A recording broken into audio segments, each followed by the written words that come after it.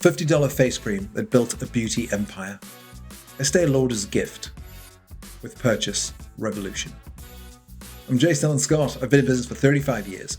I've sold or been involved in 9 exits. I've started 11 companies, 1 fiasco company. I've run a 7-figure solo business with no staff, and I've distilled everything I've learned from those experiences and 3 decades of building businesses into lessons that I believe truly matter to achieving a rich life. But what I've realized is all those lessons came from books. Those lessons came from founders far smarter, far richer, far more successful, far sometimes more known, sometimes unknown. And I wanted to go back to the roots of my learning, go back to understanding what counts and what doesn't, to remind myself of the principles that allowed me to be, inverted commas, successful. And I only say inverted commas because in a multitude of ways I'm insanely successful, but in a multitude of ways I'm not. I'd forgotten some of the lessons. And that's the purpose of this podcast. If you've just joined us, make sure to go back to season 1. We have 10 beautiful episodes, and we're halfway through season 2. You may have also noticed I'm not mentioning a headline sponsor. That'll be done from next episode onwards. I wanted 5 episodes of just the story, but also a chance to say thank you. We're our top 2. We're the second top biggest philosophy business podcast in the United Kingdom. We're a top 20 show in the US. We're a top 50 show in the world. That's thanks to you. That's not because of me. That's because of these stories. That's because of this. These stories matter. These people matter. Their stories matter. You died twice in this world. Once when we put you in the ground and once when we stop telling your story. I'm sharing these stories to learn from these people, to not make the same mistakes. Because as Charlie Munger once said, there is $1 billion of value in a $5 book. We've done a lot of men in season 1 and getting to halfway of season 2. So I wanted to bring a woman in. A woman that built an empire. The $50 face cream that built a beauty empire. This is the story of Estée Lauder's gift with purchase revolution. That's the book we'll be pulling these stories from. What if the secret to building a $1 billion empire wasn't the product itself, but how you made people feel about receiving it? Estée Lauder once walked into a luxury department store with jars of face cream in her purse. No appointment, no distribution deal, nothing. Just confidence and a radical idea. Let women try before they buy. The store managers tried to throw her out. She built the world's second largest cosmetics company anyway. Over the past 5 weeks, I think it's 5 weeks, might be 6 weeks, whenever. For me, it's been 5 weeks. I've looked at Ford's manufacturing control, Edison's creative autonomy, Disney's protective integration, Walton's relentless simplicity, Jobs' systematic integration, people turning workers into believers, missionaries out of mercenaries, associates. But today we're looking at something completely different. The competitive advantage of a personal touch at scale. I'm pulling from the book Estée, A Success Story by Estée Lauder. It's her autobiography where she reveals the strategies that built a family business into a global empire worth billions. This is the story of a woman who started mixing face creams in her uncle's makeshift laboratory in Queens, New York, who understood that luxury isn't about what you sell, but about how you make people feel, who invented the gift with purchase and turned sampling into an art form, who built a company with no formal business training, just an obsessive understanding of human psychology. Because here's what 35 years in business has taught me. Distribution matter, but relationships matter far more. Sure, advertising works, but word of mouth works better. And the most powerful marketing tool ever invented isn't a billboard or a Super Bowl ad. It's making someone feel something. Sometimes the most radical thing you can do is touch every customer personally, even when everyone says it's impossible to scale. In case you're hearing the seagulls, I have recently moved to the beach. And that has come with gorgeous sea views, but it's also come with a cacophony of seagulls. And I have not asked our incredible producer, Jeff, to take them out because I think it adds ambience. And I kind of feel like I'm one of those old fishermen on the docks telling stories of the people I've met. So here we go. The spark that changed everything. The uncle who changed her life. Estée Mensah grows up in Corona, Queens, above her father's hardware store. She's one of 9 children, though she later says 6, editing her own history like she'd edit a product line. Her life changes when her mother's brother, Allan Scott, a chemist, moves into the house above the family store. She says Uncle John had skin like a baby's. At a time when other men his age had rough, lined faces, his was smooth as silk. And he was vain about it too. Uncle John sets up a makeshift laboratory in the stable behind the hardware store. He's creating face creams, 4 simple formulas: super rich, all-purpose cream, cleansing oil, skin lotion, and a velvety cream that he calls the creme pack. Young Estée becomes obsessed. While my friends were playing with dolls, I was fascinated, watching my uncle's experiments. I loved the creams and potions. I loved the labels and jars. And most of all, I loved the feeling of making women feel beautiful. She starts selling his creams at her high school. She goes to beauty salons. She gives demonstrations at the Casa Bella salon, offering free treatments to anyone who sits long enough to try. And the pattern establishes itself immediately. Estée doesn't just sell products. She creates experiences. She makes women feel special. She touches their faces with her own hands. This tactile, personal approach would later define her entire business philosophy. By the late 1940s, Estée has been selling her cream for years, at salons, at small shops, pretty much anywhere she can get through the door. But she has a bigger vision. Oh, I've just realized I didn't turn the light on. Oh, what a difference. Apologies, everyone, in seeing my face in the dark. But she has a bigger vision. Sachs Fifth Avenue, the most prestigious department store in America. She walks in without an appointment. She finds the cosmetics buyer and she gets rejected. She comes back the next day, rejected, and the next day, rejected, and the next day, rejected. Finally, the buyer says, "Miss Lauder, even if I wanted to place an order, which I don't, I couldn't. We simply have no space on our cosmetics floor." And most people, let's be honest, most people would take this as the final no. But Estée, she sees an opening. She's scheduled to speak at the Waldorf Astoria, addressing a charity event. She mentions this casually to the Sachs buyer. "What a shame. I'll be giving away my products to hundreds of the most influential women in New York next week. They're going to ask me where they can buy more. It would be so wonderful if we could say Sachs Fifth Avenue." The buyer pauses. How many women will be there?" At least 100. The cream of New York society." The buyer makes a decision. "All right, Miss Lauder, I'll give you counter space for 2 weeks after your event. If you can prove demand, we'll talk about something more permanent." Estée goes to the Waldorf Astoria event. She doesn't just demonstrate her product. She creates an experience. Every single woman receives personal attention, a face touched, a cream applied with Estée's own hands, a feeling of being special.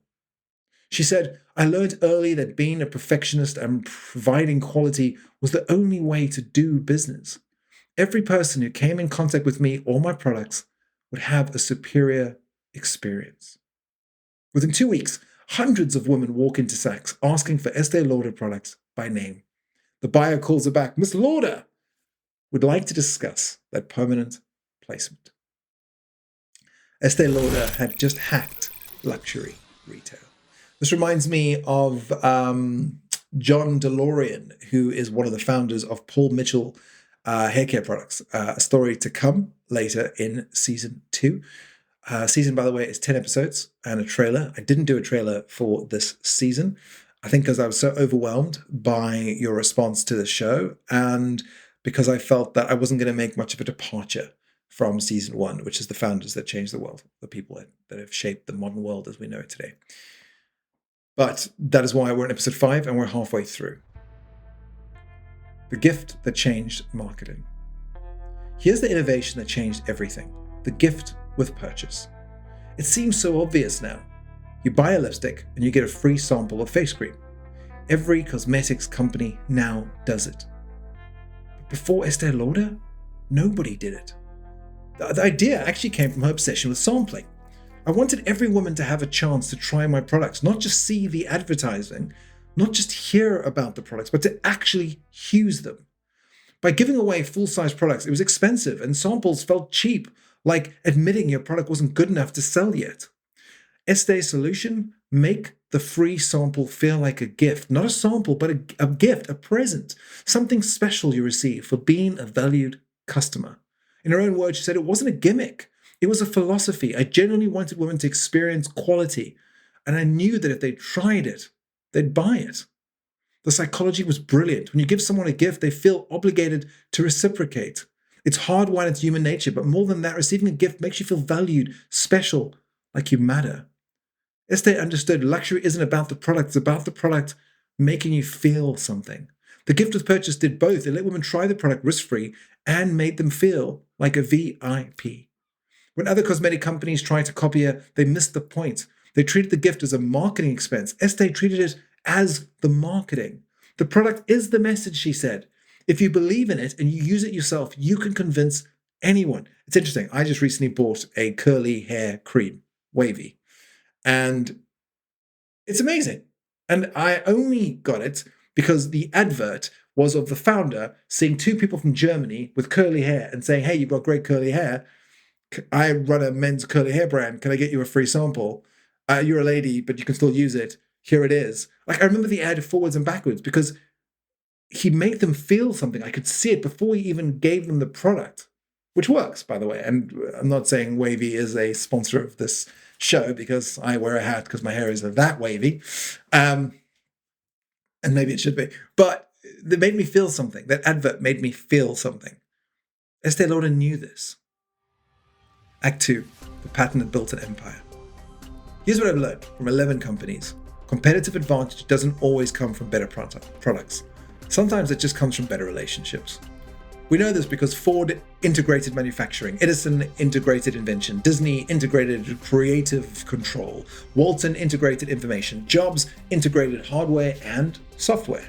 Big surprise, Estée Lauder, she integrates something else entirely, the human touch at scale. She builds a global empire on the principle that every customer deserves to feel special. And they'd figured out how to deliver that feeling to millions of women worldwide.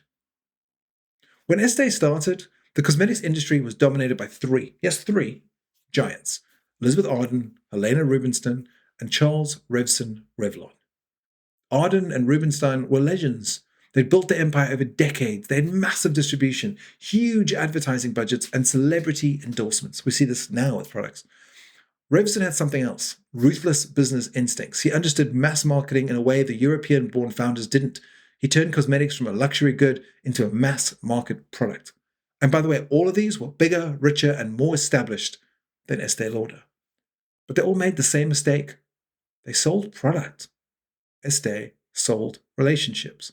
She said, I never went to the customer. I brought the customer to me, not through advertising alone, but through personal attention. Every woman who bought my products was someone I touched literally. While Arden and Rubinstein advertised in magazine, Estée worked the department store floors herself. She'd arrive early, she'd stay late, she'd personally demonstrate products to any woman who showed interest.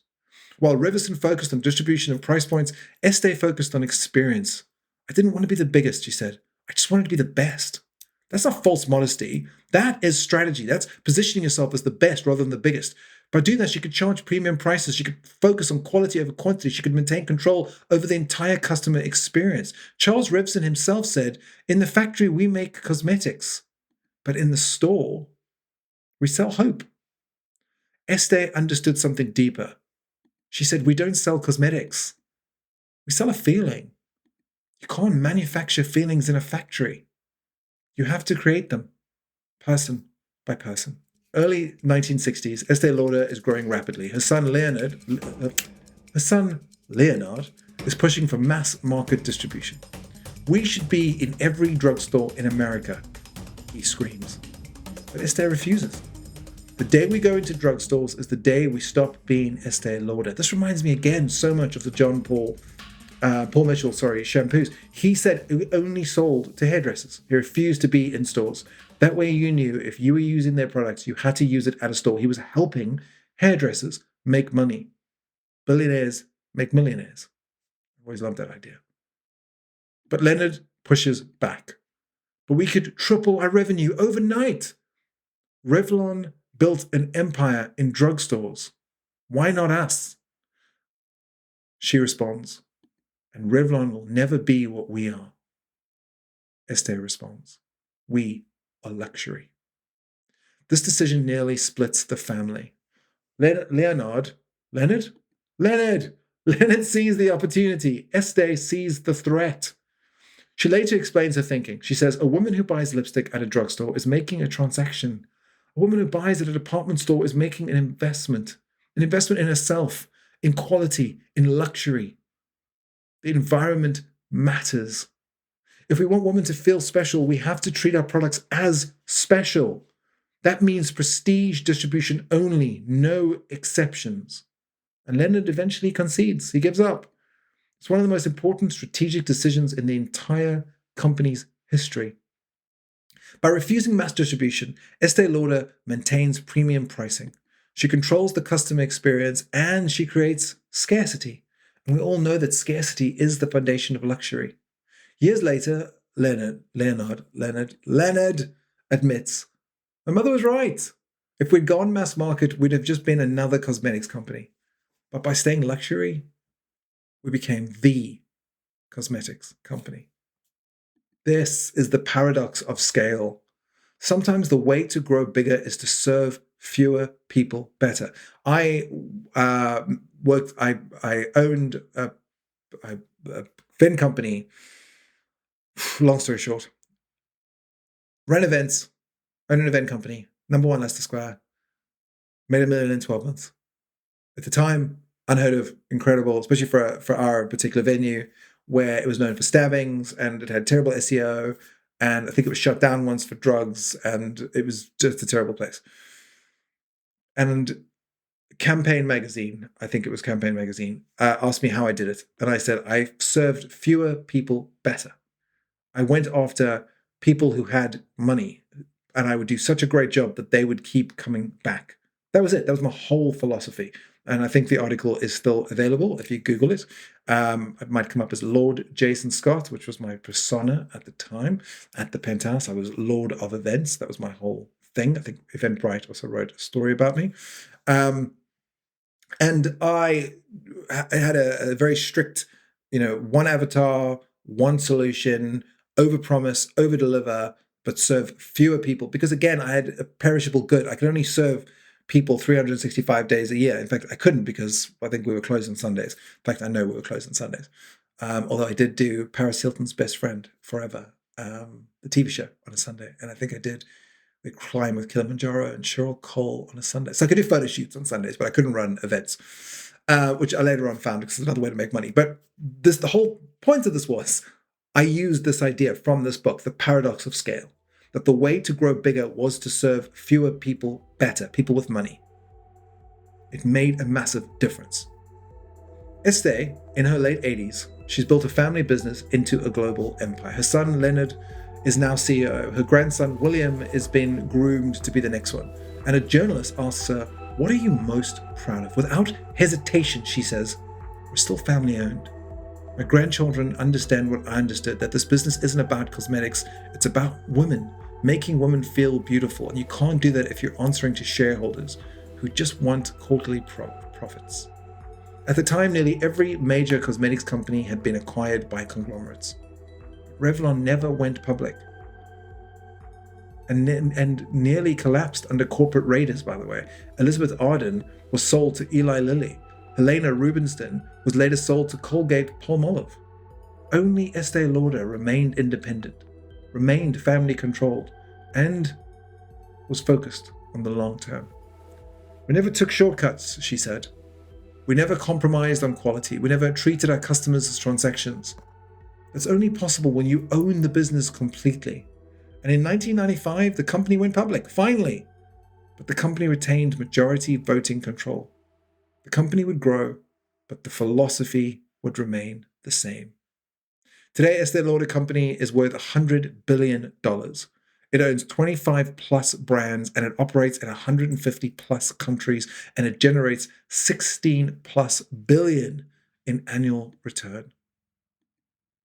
But ask anyone in the Lauder family what the business is really about, and they'll tell you the exact same thing that Estee said in 1946. Making women feel beautiful. Products change. Markets change. Distribution changes. But the philosophy never did.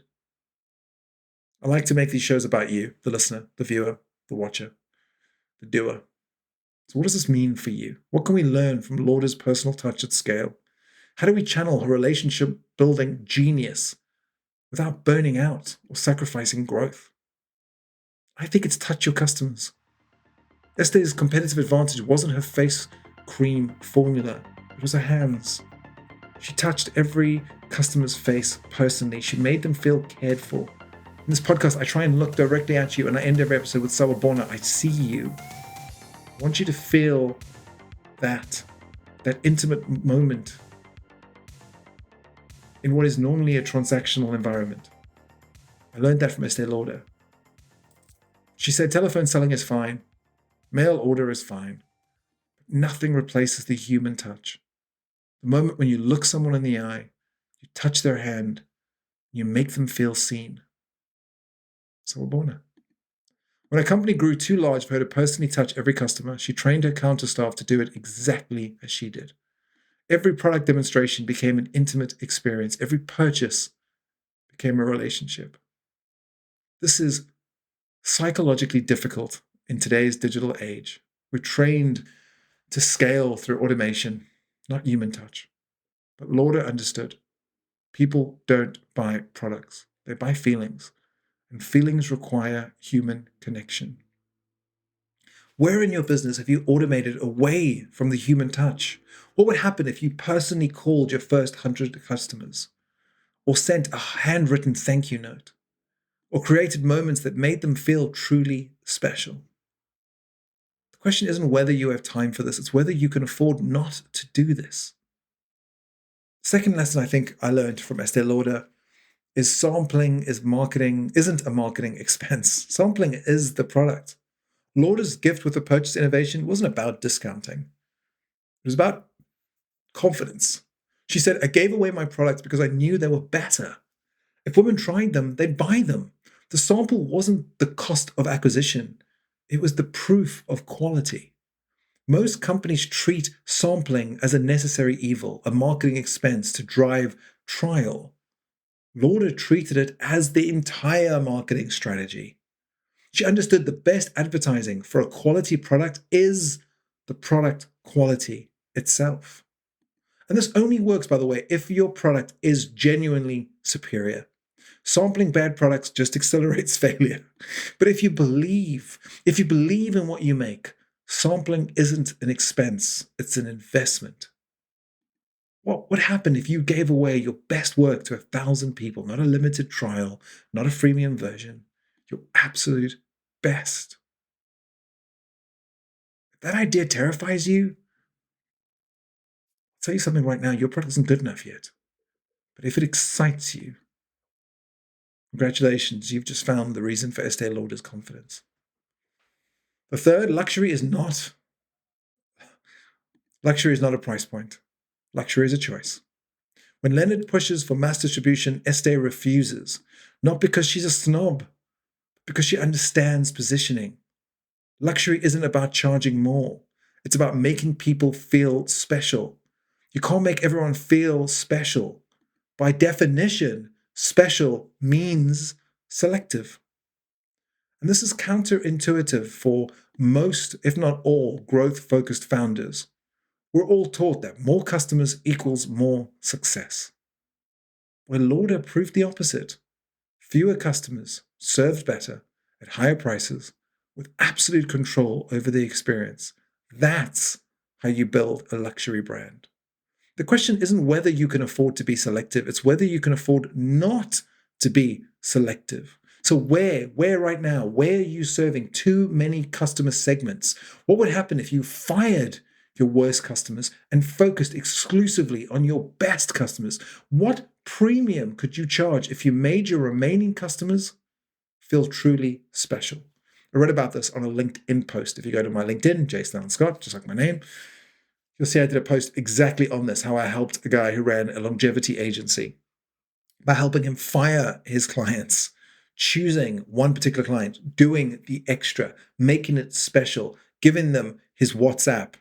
Ridiculous, I know, but it worked. I learned it from this book. I learned it from the story of Estée Lauder. But Estée Lauder wasn't the only one that understood this. Jobs understood this with product integration. Lauder understood this, however, with customer intimacy. It's the same principle. It's just a different application. Something I learned from Levi Strauss that we also learned from Estée Lauder is that family business isn't a limitation, it's an advantage. Estée insists on keeping the business family controlled even after going public. The family retains voting control.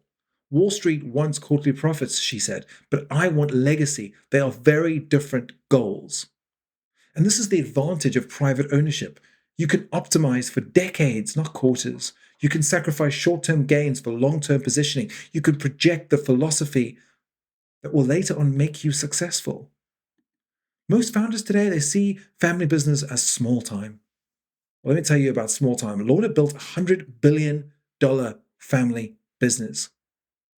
The question isn't whether you should stay private or go public. It's whether you're willing to protect your core philosophy against the pressure that you will have from everyone to compromise. What would you refuse to compromise on, even if it cost you your revenue? That's your philosophy. The rest of it is just tactics, tools, and tricks. So this week's challenge, identify your top 10 customers. Not your largest customers, your best customers. The ones that love what you do and what you provide them. The ones who tell everyone about you. I've said for 30 odd years, I've never ever advertised, ever. I turn my customers into my salespeople. They become my billboards. They tell everyone. Maybe that's held me back, but it's allowed me to stay in business for over 35 years. I want you to touch every single one of those people this week. Not through an email, not through automation, not through many chats. Personally. Call them. As Jesse Itzler does, write them a handwritten note. Send them an unexpected gift. I sent one of my customers a bouquet of flowers. Blew her mind. And in fairness, she deserved every flower in the world. Give your best people flowers now, not on their graves. Do something that genuinely makes them feel genuinely special because they're special to you. To another customer, I sent her 3 books to show her that her idea wasn't mad, that it was beautiful and brilliant and had been done by incredible people, and those people had written books about it. Lauder built a $100 billion empire on this principle. Make people feel special, and they'll become your evangelists. Most founders spend their time acquiring new customers. Lauder spent hers making existing customers feel irreplaceable. This week, be Estée. Touch your customers. Make them feel special, not as a marketing tactic, as a genuine expression of gratitude. And watch what happens. April 24th, 2004. Estée Lauder dies at age 97 in her Manhattan home. She'd been the only woman on Time magazine's 1998 list of the 20 most influential business geniuses of the 20th century. She'd never taken a business course, never had any formal training in chemistry or marketing. She never raised capital. She just understood something fundamental about human nature. People don't buy products. They buy feelings. And the most powerful feeling you can create is making someone feel special. And here's what she left behind. A family business worth over $100 billion. 25 plus brands, including Clinique, MAC, Bobbi Brown, La Mer, and Tom Ford Beauty. Distribution in 150 plus countries. A family legacy spanning 4 generations, which, as you know, if you've studied business, most family businesses are destroyed in 3. But here's what I find most remarkable, worthy of remark. Estée invented the gift with purchase. She revolutionized prestige cosmetics distribution. She built one of the great family businesses in American history. She did it all by touching women's faces. Not through mass advertising, not through celebrity endorsements, not through venture capital, acquisition sprees, algorithmic hacks, personal attention, making every customer feel special, through understanding that luxury isn't about price, it's about experience. In her own words, she said, "I've never worked a day in my life without selling. If I believe in something, I sell it, and I sell it hard." That belief extended to every interaction, every product demonstration, every gift with purchase, every training session with counter staff. She wasn't selling cosmetics. She was selling confidence. She was selling self-worth. She was selling beauty. And she understood you can't mass produce those feelings. You have to create them, person by person. Ford revolutionized manufacturing to democratize mobility. Edison revolutionized invention to maintain autonomy. Disney revolutionized entertainment to protect against betrayal. Walton revolutionized retail to stay ahead of his competitors. Jobs revolutionized integration to deliver perfect experiences. But Lauder revolutionized customer relationships to create luxury at scale. Is it outdated in the digital age? Or, in a time now of AI, is it more relevant than ever? The brands that command premium prices today, whether it's Apple, Hermes, Rolex, all understand Lauder's insight. Luxury is about making people feel special. You can't AI that. You can't automate that feeling. You can only scale the systems that create those moments. Right now, I want you to ask, what's your equivalent of Estée's gift with purchase? What system could you build that makes every customer feel genuinely special? What personal touch could you scale through training, through philosophy, and relentless commitment to quality? In our next episode, we'll explore a founder who took yet another path, someone who built not through products or relationships, but through pure, relentless persistence against improbable odds. Until then, touch your customers, make them feel special, and remember, people don't buy products, they buy feelings. I've been Allan Scott. This has been the Allan Scott Show. So Abona. I see you.